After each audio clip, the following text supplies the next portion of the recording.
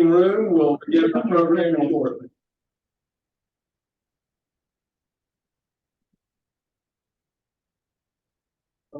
Yeah.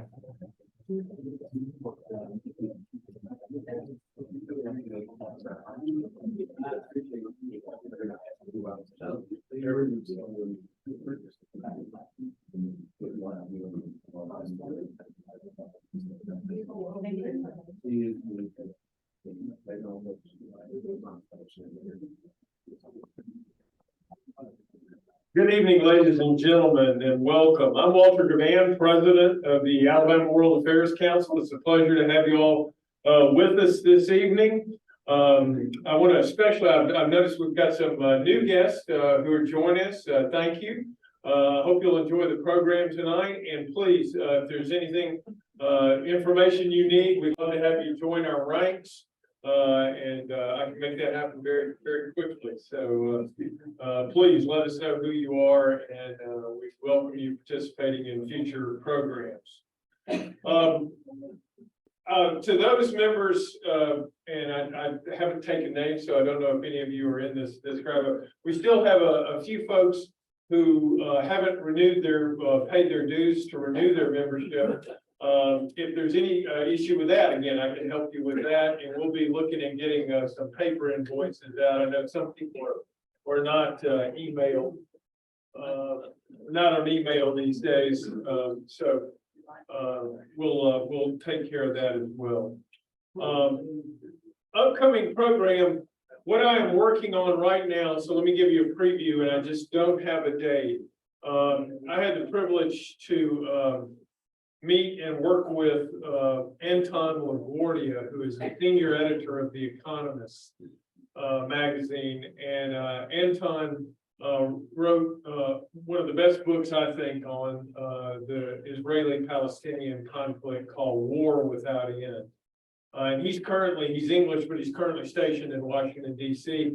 And I've been trading with him, and he's expressed interest in talking to us probably by Zoom next month. So I've got to line up the dates. But what we would do, most likely, if he can't come here, we do it by Zoom, but we would still have a physical gathering for those who want to come here, socialize, enjoy that, and then we'd engage with Anton from here, and then from your home if you're not going to be able to make it here. But that's the program we're working on that'll address the current crisis, the crise du jour, as they say. But one of the things that it seems like everything is relevant these days, and there's nothing more relevant than the topic that we're taking on tonight, which is essentially about the deterrence for war in the Taiwan Strait. And in fact, Deterrence Gap, Avoiding War in the Taiwan Strait is the book that is about to come out for our speaker, Dr. Jared McKinney. And I'll let him talk more about that. It's not available just yet, but the publisher's teasing him about what date they're actually going to release it on. But look for that. And no more timely a topic, and no better speaker to address it. This is one of the great advantages we have with having our university here in the river region, is to be able to call on these experts and let them share their perspectives with us. Let me tell you just a little bit about Dr. McKinney before I bring him up. His research interests primarily lie exactly in what you heard in that title, Deterring a Chinese Invasion of Taiwan, as well as periods of great power peace across world history and Sino-American relations. He's well equipped with many degrees from distinguished institutions, a PhD in international relations from Nanyang Technological University, Master's in International Affairs from the London School of Economics, an LLM in International Relations from Peking University, an MS in Defense and Strategic Studies from Missouri State University, and a BA in History from Patrick Henry College. His primary experience has been here at Air University. He's been an instructor, assistant professor, and then chair of Strategy and Security Studies, Global College of Professional Military Education at Air University. Previously, he was also an adjunct professor of Defense and Strategic Studies at Missouri State University. He has many publications, which I won't detail here, but if you look on the website. You'll see that. But I do want to, I'll plug the book one more time. Deterrence Gap, Avoiding War in the Taiwan Strait.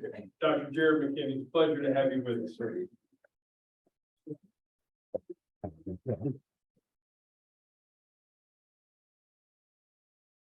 It's a pleasure to be with you all this evening. Thank you for the kind introduction. This is not the real cover, but that's you know, a mock cover of what it's going to look like.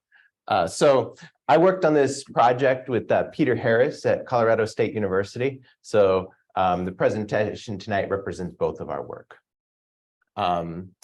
Also, I do teach at Air War College, and so I just need to remind everyone that these are my personal views and don't represent any institution.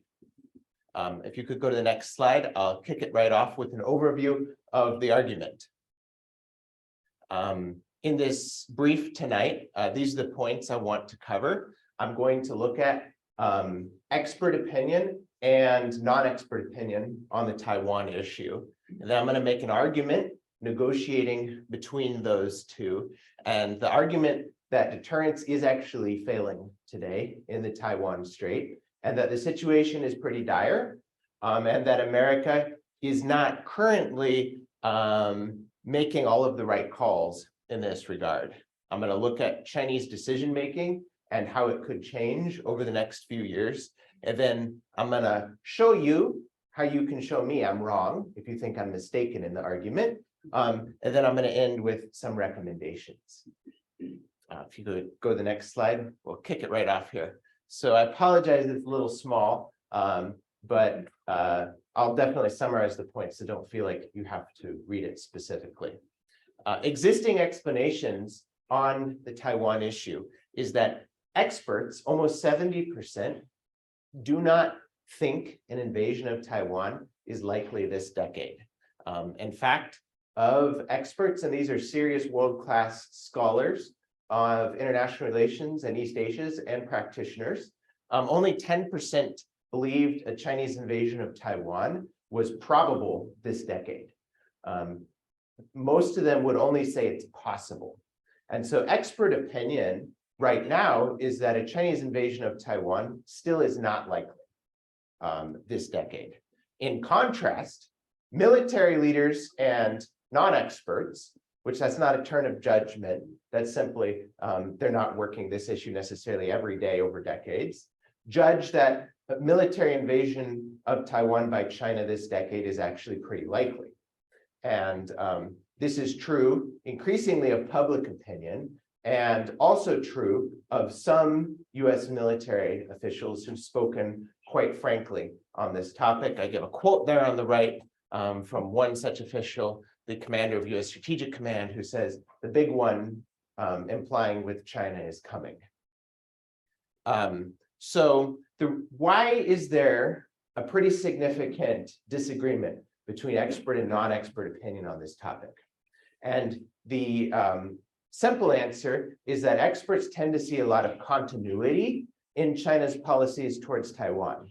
They tend to point out the fact that the PRC has wanted to invade Taiwan since 1949, and it's been looking for opportunities when it could, and yet it hasn't invaded Taiwan, and that the PRC's position isn't so different today than it has been actually for the past 70 years.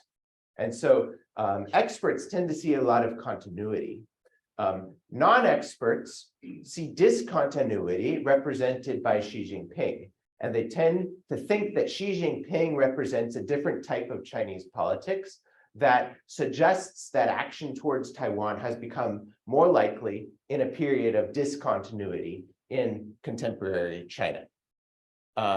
So there's two clashing narratives. One is seeing a sort of near inevitable conflict coming, led by Xi Jinping, essentially. And a second point of view sees a sort of continuation of the status quo. If you press to the next slide, I'll give you how I will argue today. So this is my argument, that the experts are wrong, and in fact, an invasion of Taiwan this decade is probable. And by probable, I mean a 60+ probability that China would invade Taiwan this decade. So the experts, I say, are wrong, and I'll explain why. However, I also think the non-experts are a bit wrong too, in the sense that they see a Chinese decision as already having been made to invade Taiwan. In fact, there's no evidence that the PRC leadership has made a decision to invade China and to invade Taiwan this decade. That is still something that would follow based on their assessment of other trends that are still developing. And so there could be a high probability of conflict, but no inevitability today. And I'm going to argue that we can understand the increasing danger of the present situation if we break it down using two terms. The first term is constraints, and the second term is restraints. And this distinction, I think, helps us understand why the PRC has not invaded Taiwan in the past. And I think it helps us understand why an invasion might become more likely in the future. If you think of a constraint, this is something that's bound around you. And if you tie ropes around me, you're constraining my action. So even if I wanted to run, if I'm bound with ropes, I can't, right? So constraints tend to be something externally imposed. And in international relations, a constraint is often someone else's military power. And in the case of Taiwan, which I'll talk about in a minute, Taiwan itself actually constrained the PRC from invading, in that from approximately 1958 to 2004, Taiwan had air superiority over the Taiwan Strait. And if Taiwan had air superiority, the PRC would not be able to launch an amphibious invasion. So that was a very significant constraint on PRC decision-making. Constraints aren't everything, though. A constraint is something external, but a restraint is something internal. And so there have been internal reasons to China that have motivated China not to take a risky action in the past. These restraints, I think, are increasingly disappearing today, and I'm going to point to 4 specifically in the brief. This has led to a situation which Peter Harris and I call deterrent decay. The deterrents that have been there in the past have sort of disintegrated and are no longer there today. Disintegrating constraints and disappearing restraints is what makes the present situation, really for this decade, a pretty dangerous time. To preview the argument about what is going to be done, I think we need to rethink how to put constraints on possible Chinese behavior. And we also need to rethink ensuring China has good reasons to act with restraint. Can you press the next slide?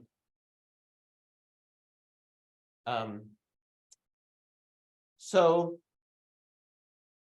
the conventional explanation for why the situation is becoming more dangerous is an okay place to start.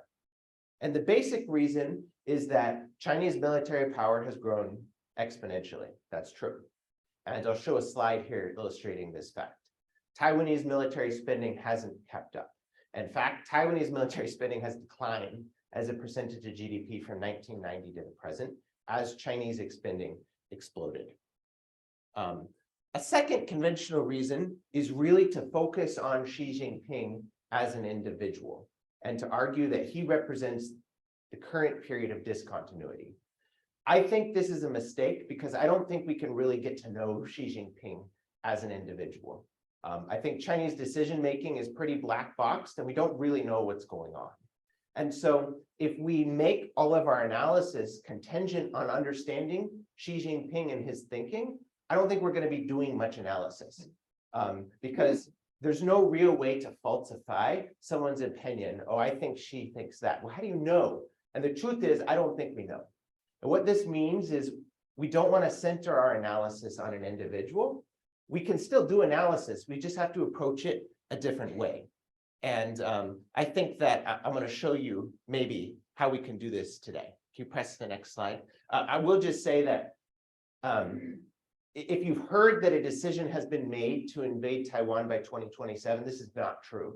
And there is 2027 is an important date in the political imagination of the contemporary People's Republic of China. Does anyone know the reason why? Actually, call it out if you do. It's an important anniversary. Yeah, so it's 100 years of the since the PLA was created, the People's Liberation Army. So it was created in 1927.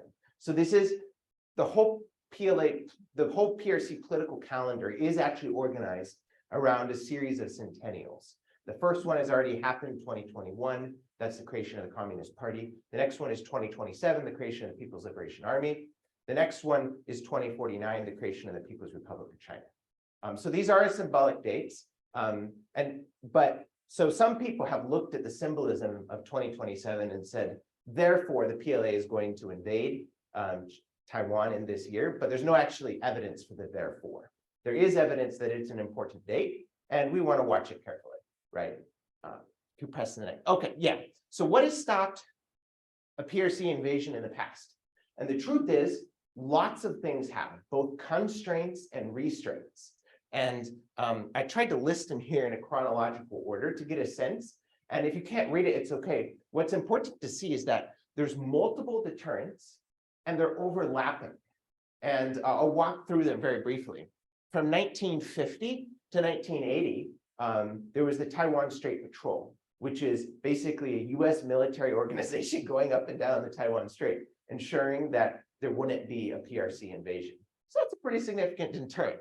At the same time, from 1950 all the way to, say, 2010, the United States had naval dominance all over the world. We could sail aircraft carriers and resolve any sort of potentially threatening situation.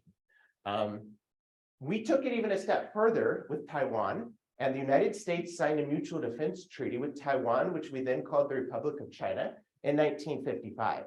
And from 1955 to 1979, the Republic of China was a treaty partner of the United States, and we committed ourselves to their defense if China were to invade. So that's a pretty significant deterrent. We even took it a step farther. We stationed US soldiers in Taiwan, and at one point, there were at least 14,000 US soldiers in Taiwan. That's a really significant number. That was back in the 1960s and 70s. We took it a step further, and this is another deterrent. Every one of these is an overlapping deterrent. The United States stationed nuclear weapons in Taiwan until 1974, tactical nuclear weapons, with an implied threat that if Taiwan were to be invaded, there are nuclear weapons here that are defending the place, right? So that's another layer of deterrence. We removed those in 1974. What's really significant about these deterrents is that they were overwhelming and they used different logics. And even though we were doing all of this, Taiwan was also deterring a PRC invasion. I mentioned before, the first air-to-air kills in world history with precision-guided munitions were done by the Taiwan Air Force using Sidewinder missiles that we, the US Air Force, had sold or transferred to Taiwan. And the Taiwanese flew great jets, which we also sold them. And so from the late 1950s until 2004, Taiwan actually had air superiority on the Taiwan Strait. And you can't do an amphibious invasion in modern warfare without air superiority. And what this meant is, even if we hadn't had a mutual defense treaty, even if we didn't have US naval dominance, even if we hadn't stationed 14,000 servicemen and nuclear weapons in Taiwan, China probably still couldn't have invaded because Taiwan's Air Force was better. But we didn't rely on one deterrent. We layered them all on top of each other. And beyond that, there were some other things restraining China. One is that the Chinese were sort of busy with their own internal affairs as Mao was wrecking China in the Cultural Revolution and the Great Leap Forward. So China was busy with other things, and that served as a restraint on possible Chinese behavior. At the same time, beginning in the Deng Xiaoping era, the PRC came up with a strategy of reunification, so-called, with Taiwan. And it was based on basically trading with Taiwan and deepening economic, cultural, and political ties. And China did this very successfully. 40% of Taiwan's trade is with China today. And that's as a result of this legacy of engagement from the PRC to Taiwan. And the engagement was tied to a grand strategy, which was that over time we'll build connections, and maybe at some point Taiwan will just sort of want to be peacefully unified. And so the PRC had an alternative strategy, and this alternative strategy created an incentive for restraint on PRC action, on military action. At the same time, Taiwan had other things. Beginning after the 2000s, Taiwan became the center of the world semiconductor industry, and China benefited immensely from Taiwan being at the center, because China also was integrated in the global semiconductor value chain, and China made a lot of money building and assembling elements of the semiconductors that were centered on business in Taiwan. And this has been called the Silicon Shield in the past. For a period, China also cared about its reputation, not anymore, so it's a pretty short period on the graph here. And then from about 2000 to about 2016, China also had very positive expectations of future trade with the United States. And positive expectations for future trade is a good reason to act with restraint to a trading partner. If you can imagine in the future, you're going to continue to make a lot of money with them. So the bottom line is that lots of things contributed to constraints on China and restraints within China in the past. What's very important, though, if you look at the dates here, so this is 1950, this is 2020, almost every one of them has disappeared by 2020. So press to the next slide.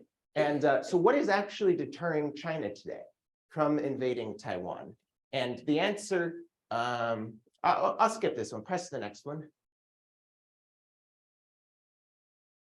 The answer is not much. So this slide shows military spending in the PRC and Taiwan. And on the left here, the red is Taiwan and the blue is China. And you can see Taiwan is just flatlined because Taiwan has essentially spent the same amount since 1990. In contrast, PRC spending, of course, has exploded. As a percentage of GDP, military spending in Taiwan actually went from 5% to less than 2% today. So as Chinese spending was exploding, Taiwan's military spending fell. And there was actually no relationship between rising Chinese spending and the amount Taiwan was spending. In other words, Taiwan to some extent let its own deterrent disappear. Press to the next slide. Today, I argue that really only three things are kind of deterring China. The first is there is some Taiwanese self-defense capability. It's a self-defense capability that has been neglected, and the neglect has been shown in the move of conscription in Taiwan from 1 year just to 4 months. And can you make a soldier in 4 months? I think we know the answer to that question. And if Taiwan was serious about defending itself, why was it trying to have 4-month soldiers? And so I don't want to derail us with that question today, but Taiwan has now changed beginning in January of this coming year back to 1 year conscription. So it's a positive change, but that's something that's going to take time to change. So there's a relatively weak Taiwanese self-defense capability. There's a threat of sanctions. So if China were to invade, certainly the United States and its friends, partners, and allies would sanction China. And the sanctions would be significant and they would be costly. However, we've certainly seen in Russia's war in Ukraine that sanctions may not be a decisive deterrent. And so that's only a sort of deterrent. A third sort of deterrent is there might be American military intervention, but nobody knows whether there would be American military intervention or what form it would take. So I call these three uncertain deterrents that are operating today. Now, if you want to successfully deter someone, you want to have multiple fairly certain deterrents. You don't want to have a few uncertain deterrents. And this is essentially why China is not constrained today increasingly. Press to the next slide. So China is not constrained, probably. Maybe it is restrained. And in fact, just because someone is not constrained doesn't mean that they will not act with restraint. China still has incentives for economic growth, which could be crushed if it invaded Taiwan. And China still potentially has incentives for participating in the current world order. However, these incentives might be disappearing. Press to the next slide. So I'm going to speak to 4 trends that I think indicate that Chinese incentives for restraint may be disappearing. The 4 trends, just to preview them, is one, China as a discursive framework is disappearing. And then the second point is slowing economic growth is changing, probably, some internal considerations for China. The third point is that US export controls make future trends potentially more negative for China and influence something that has deterred China in the past, the so-called Silicon Shield. And then finally, the military balance with China could be more favorable to Taiwan and more favorable to the United States in the future. But this actually creates an incentive for Chinese action before the future happens.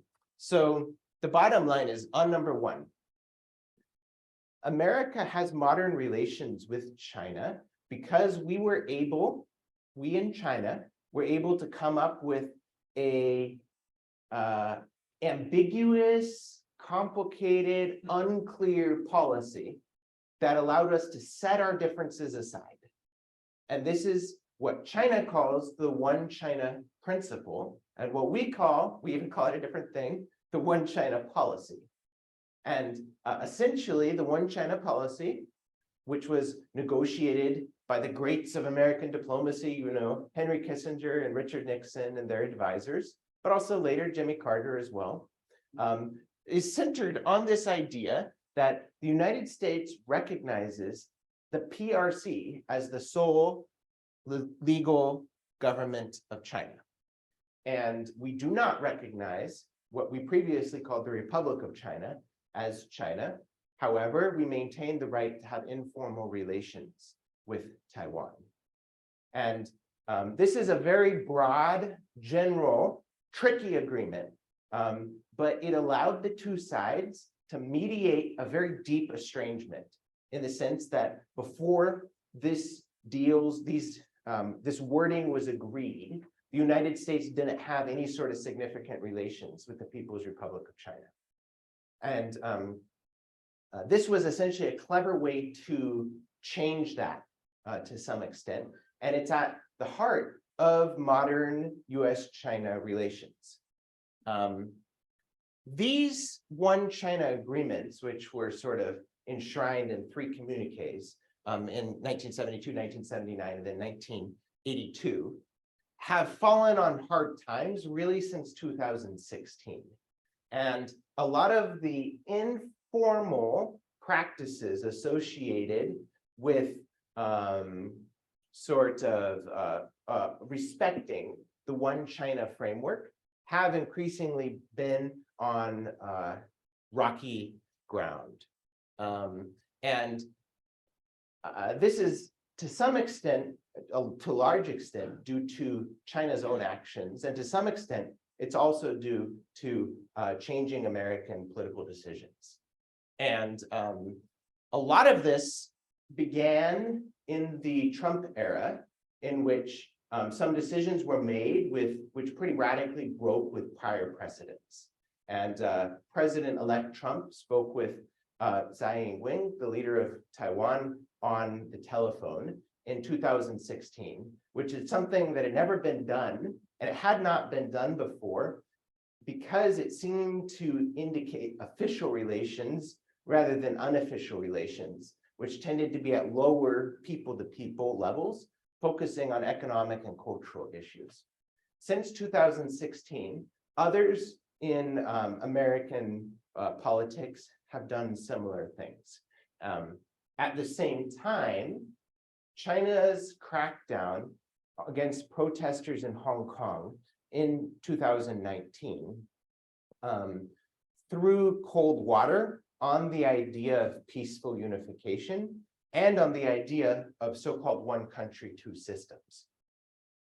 Hong Kong was supposed to be governed using this one country, two systems framework, but you may not know that the original idea for one country, two systems was actually for Taiwan, and then it was later applied to Hong Kong as a sort of promise when the British transferred Hong Kong back to the PRC. And it seems very clearly that China broke the spirit of that arrangement in Hong Kong. And essentially, there is only one country and one system in Hong Kong today. And this has very significant implications for what China has been promising Taiwan in the model of peaceful unification. And essentially, the implication is even if there were peaceful unification, there might be one country, two systems, say for 20 years. And then after that, whatever China promised, might disappear. So this discursive framework, which has allowed peace, is increasingly not respected and sort of disregarded, and people don't have a lot of faith or a lot of confidence in it anymore. And this has pretty negative implications for the future of China-Taiwan-US relations, because without this discursive framework, we could easily go back to the period before the 1970s, in which there's this absolutely bitter dispute over who is China or who the United States recognizes. And from China's perspective, the most important reason why this matters is because the more we seem to indicate official relations with Taiwan, the more likely it is that the US government might think of things again like a mutual defense treaty, or like the stationing of soldiers, or the creation of a Taiwan Strait Patrol, the sort of things we did back in the 1950s, 60s, and early 70s. And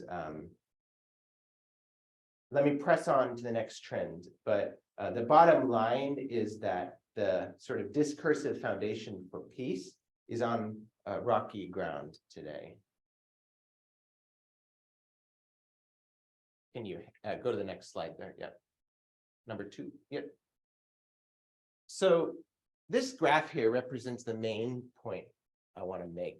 And this is a projection of China's economic growth relative to the United States. So if China were to grow at 5%, by mid-century, China's economy would be twice the size of America's economy. And if we would have been meeting here, say, just 2 or 3 or 4 years ago, I suspect many of you would have thought 5% growth for China long-term was plausible if we did an informal poll. And 5% is actually less than what China has grown at for quite some time. And 5% growth, which could result in a Chinese economy twice the size of America's economy in the future, suggested that time is on China's side. Slower economic growth, which is represented in that now more realistic projection of Chinese growth, suggests that China's economy may never be larger than America's economy in market exchange rates, or it may only be marginally larger. A marginally larger Chinese economy means that China's economic and therefore military power will likely never dwarf America's economic and military power. And what that means is that China can't necessarily defer political decisions in regards to Taiwan to the future, with this idea that time will solve all problems. Time may not, in fact, solve all problems for China. And in the past, this could be a very convincing argument, because if 40% of Taiwan's trade is already with China today, imagine in 2050 if, say, that was 75 or 80%, because of the continued growth of the China market. That would be a pretty increasingly dire situation for Taiwan, in which Taiwan would have an existential choice between economic prosperity and possible loss of de facto independence. The bottom line for the declining views of Chinese growth is, we don't want to get sidetracked too much on that discussion, but essentially the factors that enabled Chinese growth in the past, like a very favorable demographic profile, lots of people moving from the countryside to cities, integration in global value chains in an era of globalization and free trade, and a willingness to take a lot of environmental shortcuts. All of those things added up, allowed China to become very competitive pretty quickly. All of those things are different today, and China's long-term prospects no longer see so rosy.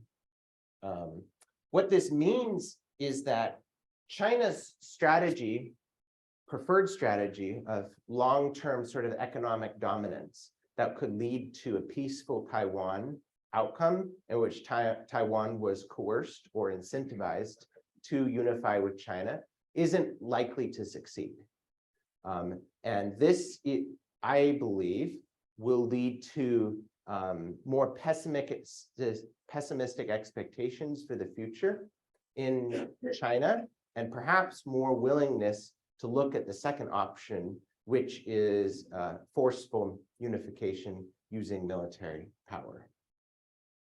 Press the next slide. A third reason for restraint is there's this idea of the silicon shield, which is centered on the semiconductor market in Taiwan. And the semiconductor market is a global market, and it represents, to a large extent, everything human civilization can accomplish, because semiconductors are the most complicated and sophisticated, really, artifacts that humans have created. And the global value chain that has enabled their creation has elements in Europe, elements in the United States, and then elements in East Asia, centered on the Taiwan network. And the global value chain basically is powering economic growth, and it's unlocking increasing potential for things like artificial intelligence that will have very significant implications on military power in the future and on economic competitiveness. And China was part of this story until 2018. China was benefiting alongside everyone else. And Taiwan's success was also China's success. And this graph shows this. This is Taiwan Semiconductor Manufacturing Company, sales to China. And very little, less than 5% in 2009. In 2018, 20% of all TSMC semiconductors were being sold to China. And the expectation was that number would continue to grow up as China's economy expanded. And China was using those semiconductors in order to develop its economy and to push for what Xi Jinping calls innovation-driven development. And the idea of innovation-driven development is China was going to find a new growth model that's going to be focused on reaping the rewards of modern technology. In 2018, however, this begins to collapse. And if I had data in 2023, it would be getting even lower today. And the number there collapses from 20% of revenue being sold in China to 10%. So it's halved in just 3 years. And basically, this is because the Trump administration in 2018 put export controls on anyone supplying ZTE and Huawei, two Chinese companies, including Taiwanese semiconductor manufacturers. And these initial controls only targeted two companies, which were called named entities. However, the Biden administration came up with an even broader scheme last year to create controls that didn't just target specific companies, but targeted an entire category of technology, which was semiconductors with technology from approximately 2015 or newer. And these controls were the most significant and are the most significant use of economic power during a time of peace, probably ever, but at least since the Cold War. And in many ways, they represent a period, and they indicate deep, deep hostility between the United States and China, because they help create a monopoly or quasi-monopoly on the set of technologies that is sort of powering the modern world. And the monopoly is the West gets them and China doesn't. And tough luck for China. And the justification is quite reasonable, in fact, which is that China could use these technologies in order to put our businesses out of work, or they could use these technologies to develop weapons that, if the United States and China went to war, could kill our soldiers. And so the justification for the controls, from our perspective, is reasonable. However, it does create a situation in China in which China could watch the United States and the West increasingly advance in military and economic innovation in ways China cannot, because it does not have access to leading nodes of semiconductors. And this is good for great power competition from the perspective of the United States.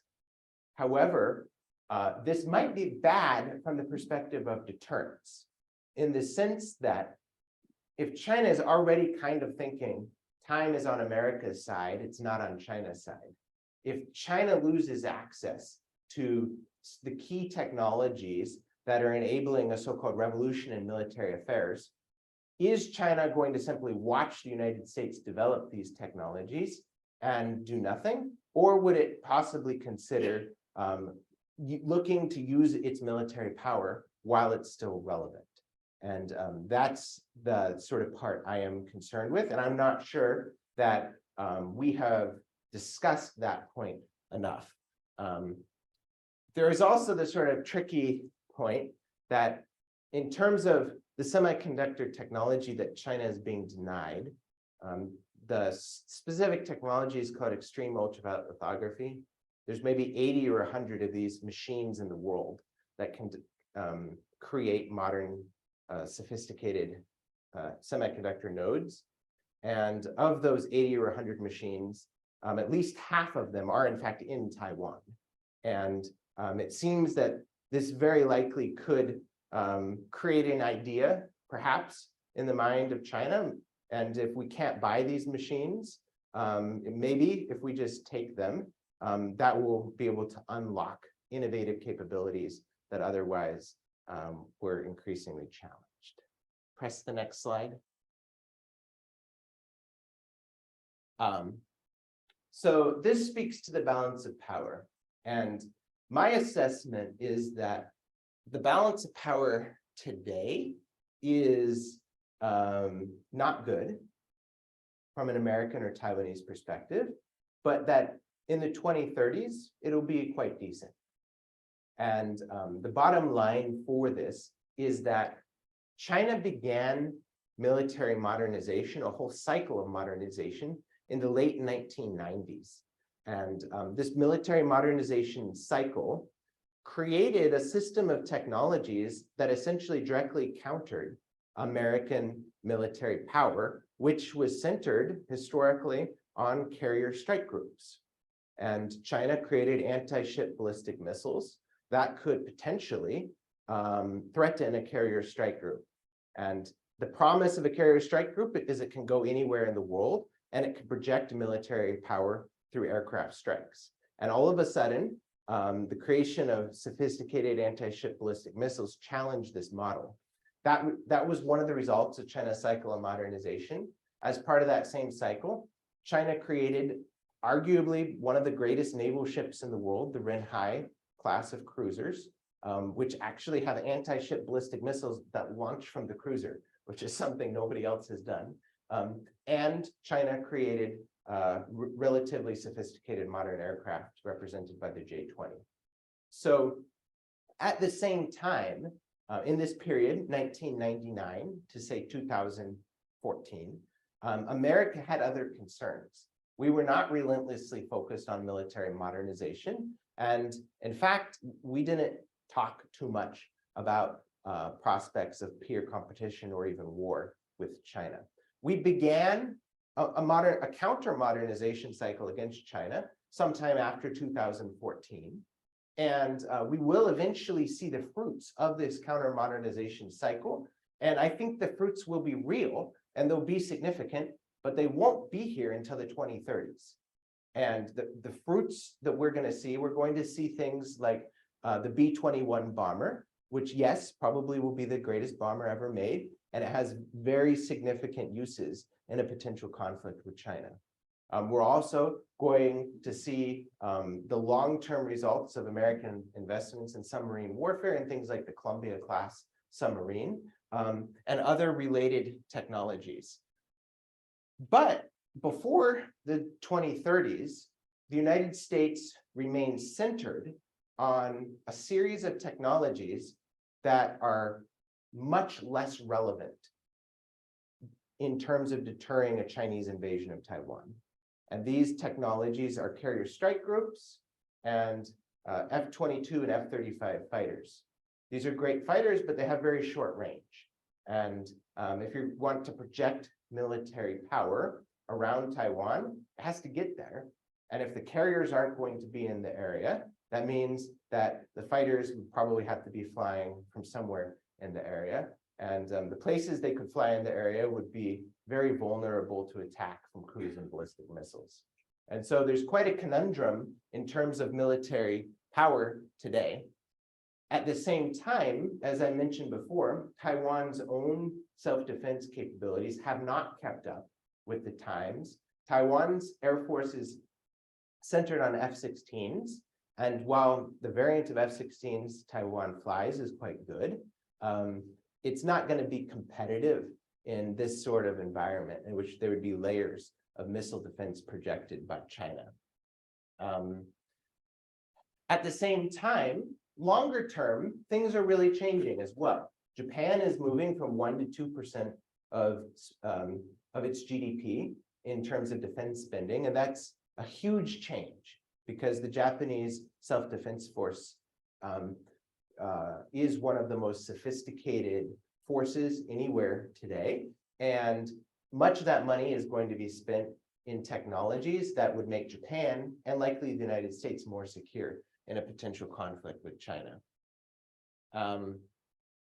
So if the balance of power is pretty shaky today, but probably going to be pretty okay in the 2030s, this creates an incentive for China to act when possibly while it can, because it may see the same trends here and reason that in the 2030s, we might not be able to achieve military success. So we might need to move when we have the ability to do so. Press to the next slide.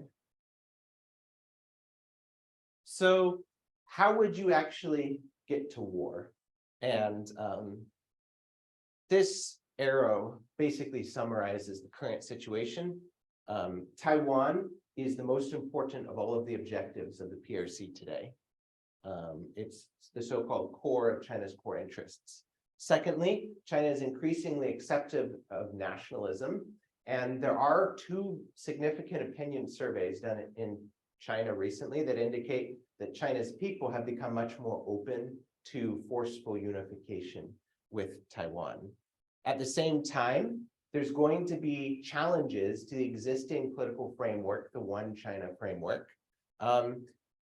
China's preferred plan for unification with Taiwan, it relied on instruments of power, specifically diplomatic, informational, and economic instruments of power, while putting the military instrument of power maybe aside in the future if those three don't work. But in fact, the diplomatic, informational, and economic instruments of power are not working and are not making Taiwan more likely to unify with China. Finally, that balance of power point, it could be that the CCP assesses the balance of power in the same way as I've just suggested. I will add a caveat, we don't actually know how they assess the balance of power, and they may not see it in the same way. And if they didn't, that would actually be better, probably in terms of short-term deterrence. So if there's some underlying causes, I mean, how would war actually happen? And my suggestion is almost certainly it would be centered around events not in American politics, but in Taiwan's politics, specifically the presidential elections in Taiwan in 2024, 2028, and 2032. Because elections, as we know, bring out sometimes radical statements as part of the campaigns and sometimes create implied commitments for when candidates govern. And these sort of statements could create a political crisis. And even if it's not Taiwan's elections, it could be something like Speaker Pelosi's visit to Taiwan in the past, which created huge amounts of angst in the PRC. So press the next slide. So how would you know if I'm wrong? And more importantly, how would I know if I'm wrong? I'm open to the argument I've made here being disproven. And my suggestion is that a majority of these 9 sort of possibilities could disprove my argument. And I've sort of intellectually committed to saying that if say 5 of these, which I'll speak to in a minute, are proven to me, then I'll change my argument. And I'm genuine in that commitment. So I will take back the current argument. 1, if there are optimistic Chinese views on peaceful unification with Taiwan. In other words, if China says, hey, we've got this under control, we can take our time, and Taiwan, will be unified in time. Secondly, if Chinese military spending goes down and falls with Chinese falling economic growth, then this would be a pretty significant sign that maybe China isn't focused on using military power in the short term. And so if Chinese economic growth falls to 4% a year and the PLA budget falls to 4% a year, I would see that as evidence against the argument I've made today. 3, China, interestingly, hasn't actually developed all of the capabilities it needs to actually land soldiers in Taiwan. And much of this is tied to sea lift and heavy lift in aircraft. And that's beginning to change to some extent. It hasn't totally changed yet, though.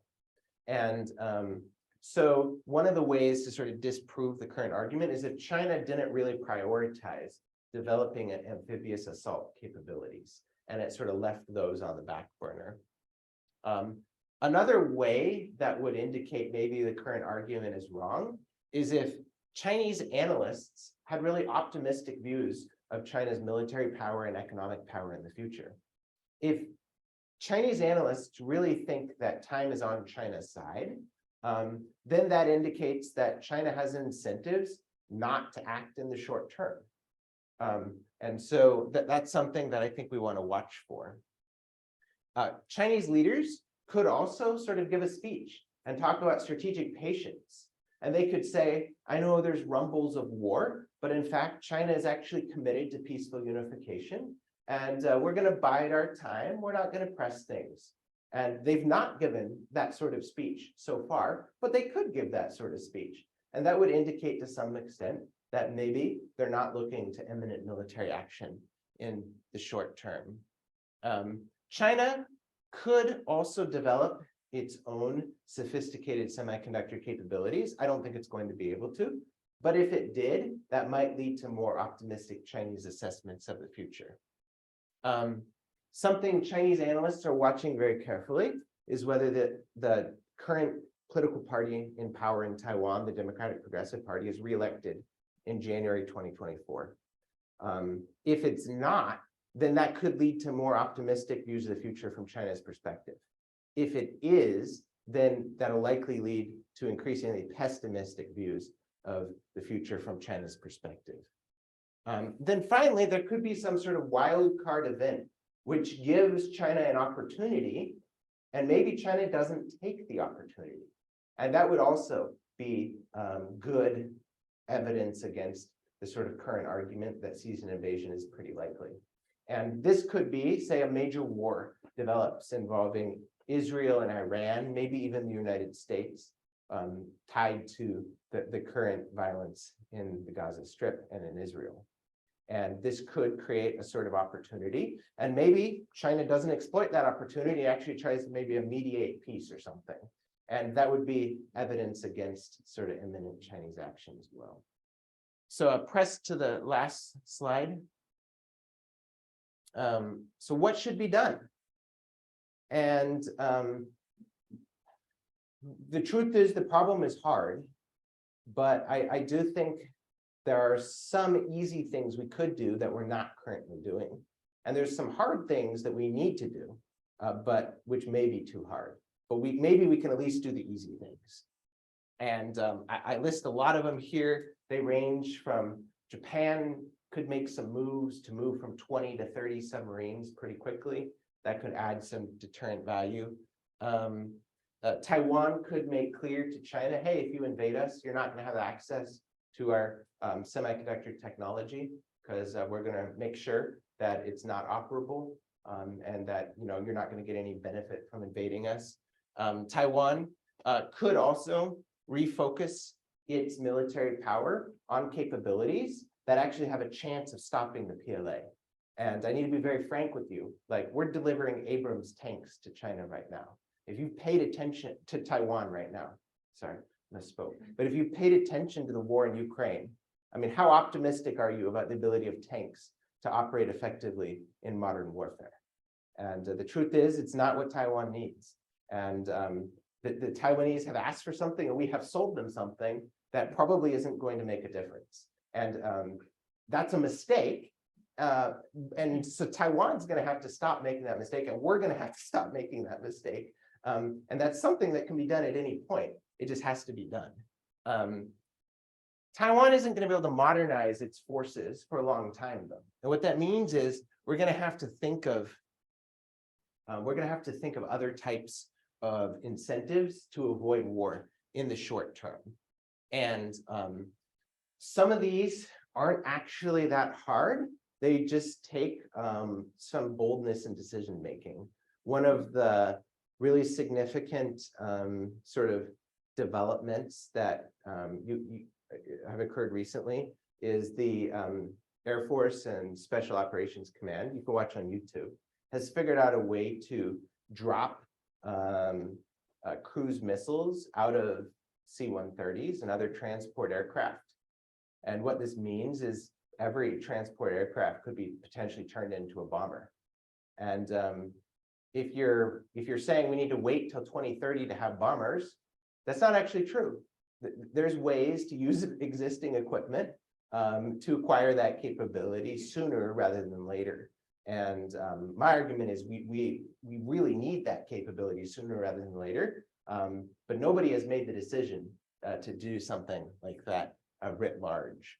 The bottom line is that we can talk about some of these other ideas, and there's definitely other ideas out there. But solving the problem requires consensus on the problem, and that's mostly what I've tried to build today. So bottom line, I think there is a deterrence gap. I think that Chinese military action against Taiwan is increasingly likely, and that there's some things that could be done about this. And some of them are being done, but they'll mostly take effect in the 2030s. And so we really need to think carefully about the things that could be done that could take effect, say, next year or the year after that. And so I look forward to your questions and your comments. And thank you for giving me the opportunity to speak with you today.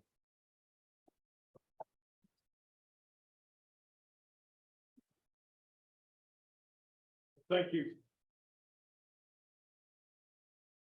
Thank you very much. And that was wonderful. It was as comprehensive a view of that as I've seen.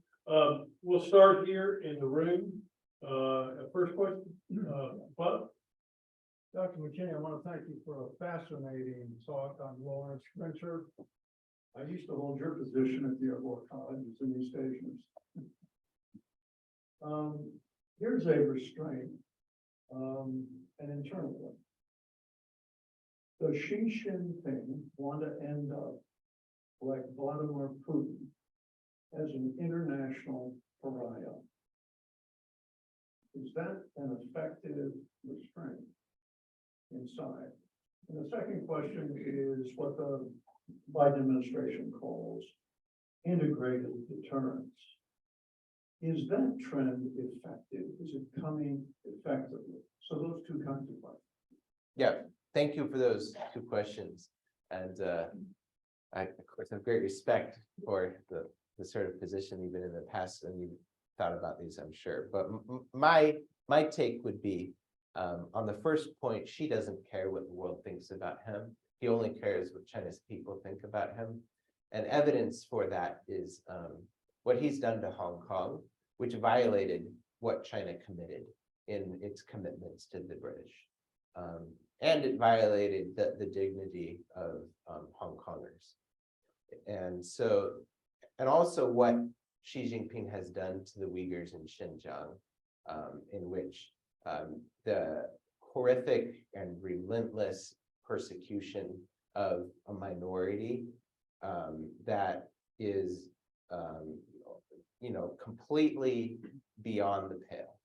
And the world has watched that and condemned it rightfully, and he has not cared.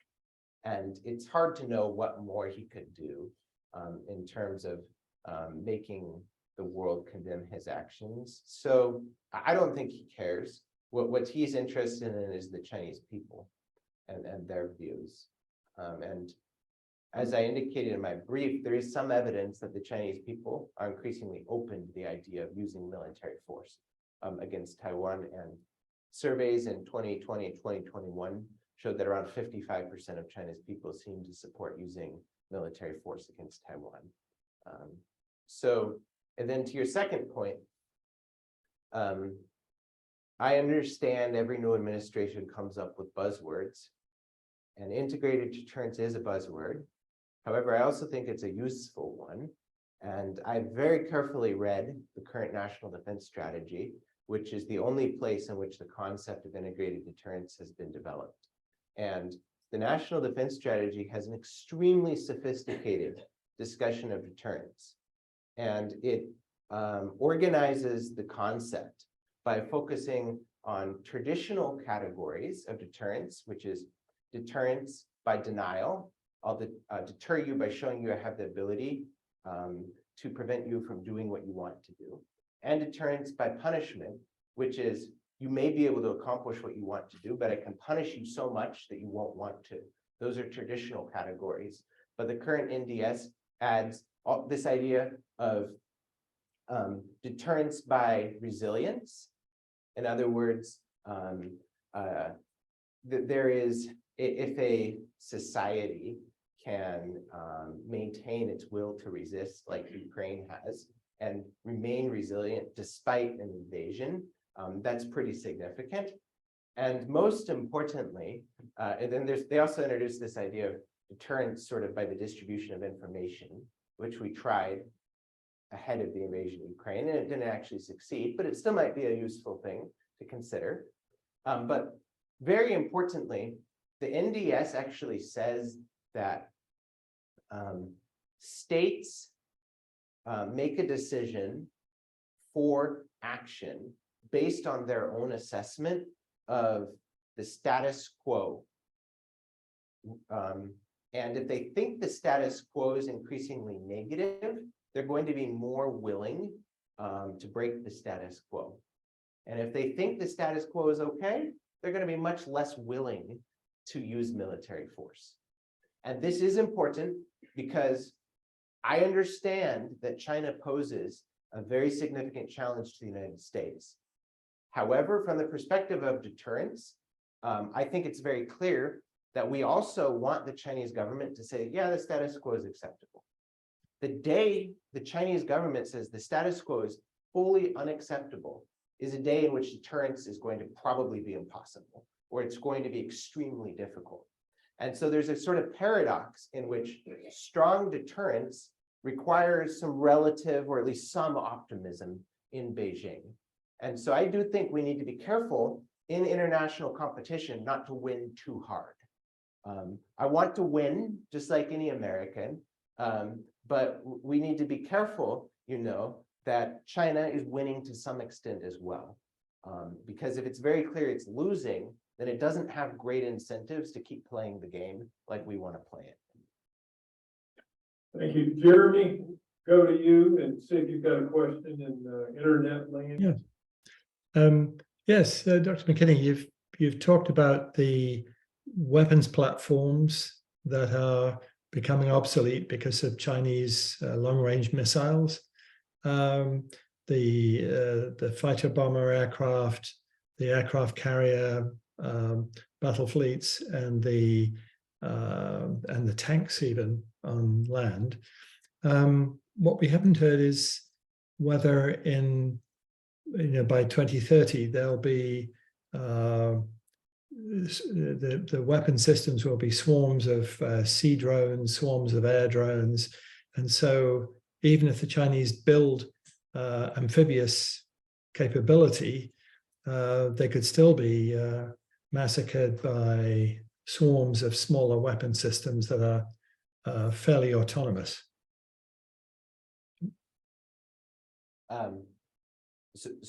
I think you're right, and the idea of drone swarms is something I think a lot of people are thinking about right now. And I do think it represents the future of war in that these drones are going to be relatively low cost items. And there's something that you're going to be able to have many small things. And the American military model is to have a few great things, right? We have 11 aircraft carriers. We have 20 B-2 bombers. Great bomber, right? But we have 20 of them. We're going to have 100 B-21s. Going to be a great bomber, right? So we have a few great things, but it does in fact seem like the emerging revolution in military affairs is going to be centered on many small things. And I think we have to change if we're going to stay relevant. And there's a lot of interests represented here because it might be that companies aren't going to make as much money, selling a $1,000 drone as they are selling a $100 million fighter. And I think if we're going to remain relevant, we're going to have to, as a military, focus more on the cheaper things that could potentially make a difference. And Taiwan could do the same thing, especially with what they call short takeoff and landing drones, which have immense potential in Taiwan. And I would just really elaborate with your point, which is that The Economist, which I'm thrilled that The Economist reporter may speak with you next month, has reported that Ukraine is losing 10,000 drones a month. 10,000 drones a month are being destroyed in Ukraine today. And if Ukraine, and Ukraine is building more than 10,000 to replace the 10,000 that are destroyed. If Ukraine can be building and putting into combat 10,000 plus drones, how many drones do you think China could be putting in combat per month? I would say easily you could 10 times that number in Ukraine. So imagine if China were putting 100,000 drones into combat a month and say we were destroying 100,000 a month, right? You couldn't be destroying a drone with a missile that costs you $1 million. If you destroy 100,000 drones with $1 million missile, you do the math, right? So you're going to have to think differently in terms of your military priorities. and in terms of whether you have a few great things or many small things, yeah. Yes, you mentioned that you did not expect that China could keep up or catch up with us functionally with semiconductors. Why do you think that? The bottom line is that China, given enough time and given enough money, eventually will, but there's no way to skip the enough time and enough money part. So there's no shortcut to success in terms of advanced semiconductor production. China has actually tried shortcuts, and I think one of the most dangerous jobs in China is being in charge of one of these semiconductor, basically wealth funds in China, because these people are arrested every other year. Every other year, there's a new one in charge of spreading money for semiconductors in China. They're all arrested because they're looking to shortcuts to success. And there is no shortcut with the most advanced semiconductor manufacturing. And you have to iterate, and it takes time. And most likely, it would take, say, 10 years for China to move where the United States is today. But if it takes China 10 years, right, we're not going to be standing still. In those 10 years, we would continue to move forward. And so the problem is profoundly difficult. And the most advanced semiconductors involve machines of 350,000 parts. And every part has to be precisely integrated, and all of the parts have to work together essentially. And if even one is off, your production process should fail. And those 350,000 parts right now represent thousands of companies that have specialized in some aspect of the process. And what the United States has done is we've told those thousands of companies, hey, you can't sell that stuff or support that sort of activity in China. And so right now, about 15% of China's semiconductors are produced domestically, and that number will go up with time. But for the most advanced nodes, there's no shortcuts. Jeremy, any other questions on that? Yeah, so we've heard rumbles towards some sort of partnership between Japan and Taiwan, and also we've heard changes in South Korea, where the US has a very active commitment. We've heard of President Biden's comment about Taiwan, likening it to South Korea.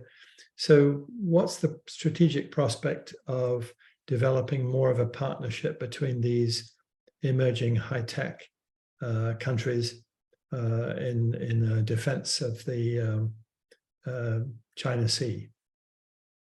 Yeah.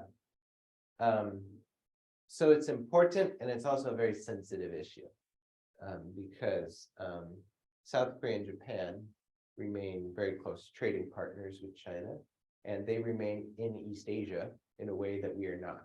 And so they have to be very attuned to China's actions and its interests. So far, both have been working with different levels of commitment on the technology-related issues and on military modernization issues. I think we need to rethink how we do alliances, though. And this is my personal view. So the old model of alliances, I think, is represented by, America selling things to other people. You acquire our stuff, and we'll teach you how to use it, right? We'll sell you F-16s, we'll sell you F-35s. I think there could be a new model of alliances, and this is crazy, I understand, but we could acquire Japanese and Korean military equipment, and we could buy it from them. Japan and Korea can still manufacture ships in a way we can't. America has essentially forgotten how to make ships. And Japan and Korea make some of the most sophisticated ships in the way. If we had a breakdown here of international ship construction, China makes 50% of all the ships in the world. Japan and Korea make the rest. almost the other 50%. And I think that part of rethinking that model would be recognizing that Korea may be able to supply America with weapons that we can't quickly build ourselves. Yeah, eventually we might figure it out, but if my argument here is accurate, we might not have eventually, especially if we want deterrence to succeed. And so if we want deterrence to succeed, we might have to see what can be actually acquired in the short term. And it might require a new way to think of relationships, I think, with our allies and friends. Last question.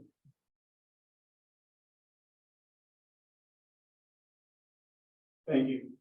You spoke about resiliency as part of the strategies of deterrence. I think it's fairly clear, at least at this point, and the Russian military grossly underestimated the resiliency of the Ukrainians. You spoke of the Poles within the PRC. What is the sentiment of the resiliency in Taiwan? And how would that factor into the equation? And especially given what I read today, the apparent turbulence within the defense ministry in China, with the defense minister disappearing, not at the anniversary dinner in September, and now the head of the rocket forces and his deputy, and I believe also the head of their development agency, allegedly disappearing for corruption. Seems that there's turmoil internal to your military and senior leadership.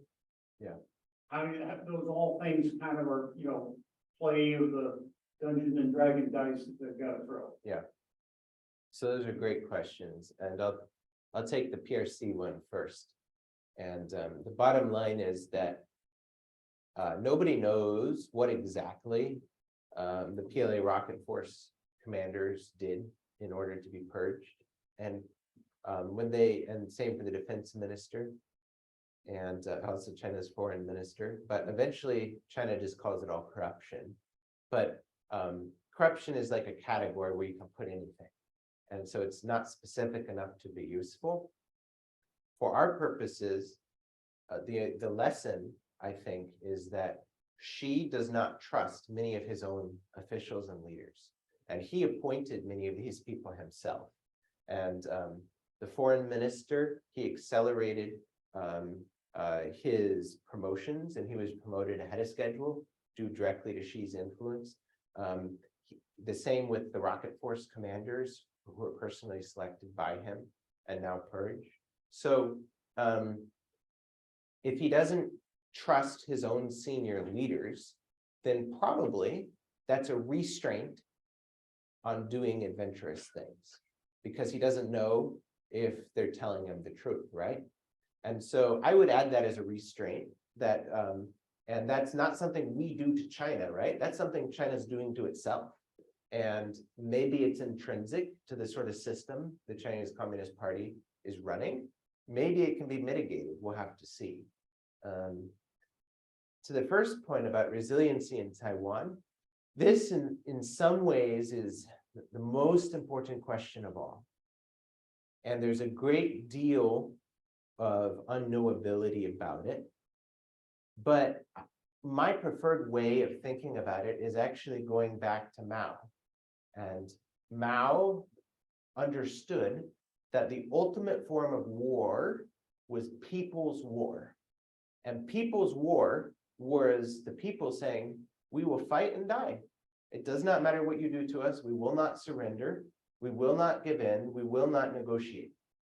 And that is what, that was his philosophy for fighting Japan, and his philosophy of guerrilla warfare. That philosophy of guerrilla warfare was powerful when we fought Vietnam, and our opponents in that war, to some extent, adopted that view. No matter how many bombs we drop, they will continue to fight, right? And if that is your attitude, that's really hard to defeat, as we experienced. And if that were Taiwan's attitude today, and if China knew that were Taiwan's attitude, that would be a very significant deterrent. So then the question, well, is it? And this is a tricky question to answer because Taiwan is an urbanized society, right? And how would a people live if you lived with electricity your whole life? You know, are you prepared to live without electricity? If you lived with, you know, water treatment plants your whole life, how are you going to operate if you don't have access to the, you know, basically the infrastructure that makes modern urban living possible? And beyond that, do you have weapons needed to fight? And in the people's wars that were fought in the 20th century, the Kalashnikov was really the symbolic weapon. It was a cheap weapon. It was a resilient weapon. It wasn't the best weapon, but it didn't break. It was very, you know, it was a rugged weapon that could be widely distributed. And there is no such weapons that have been distributed in Taiwan today, and no necessary ability to use them. And it doesn't mean that harm couldn't be done by a resisting force. But it's a whole lot easier to do harm if you've had some weapons and some training to match with your commitment. And so I think we can set the commitment question aside and say, maybe we're not totally sure about commitment, but we can work on the equipment part. And the equipment part is, in terms of civil defense, is not something that's been developed as it should. And it's going to require a change in mindset. Because I think Taiwan wanted things like Abrams tanks for their symbolism.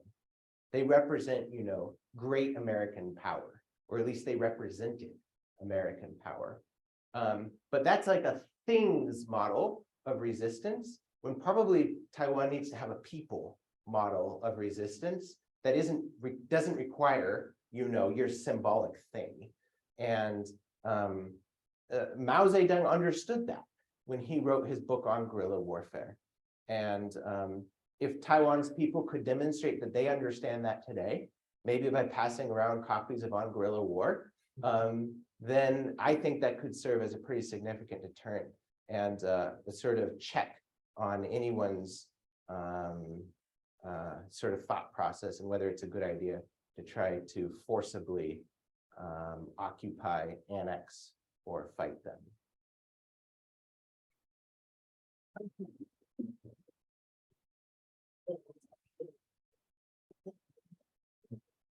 Thank you, Dr. McKinney. You broke it down as well as anybody I've seen on that. So obviously you put a whole lot in there. You know, we're the better for it. But hope other people will read the book. And the book is The Deterrence Gap, Avoiding War in the Taiwan Strait. Stand by. We'll make sure that Jeremy gets word out when it gets published. I think it'll be. And it should be free online. No money to be made. So be able to get a copy there, right? Well, great. Well, thank you very much. And you have a little time to. Of course, hang yeah. around so he's graciously agreed to hang around for anybody who wants to come up and chat with him individually. Watch this space. I will say November program on Israel, Hamas, Gaza Strip, and I'll get the date out as quickly as I can and then how we're going to do that. Thank you again for coming this evening. Great to see everybody. Please be careful out there, and we'll be in touch. Thank you.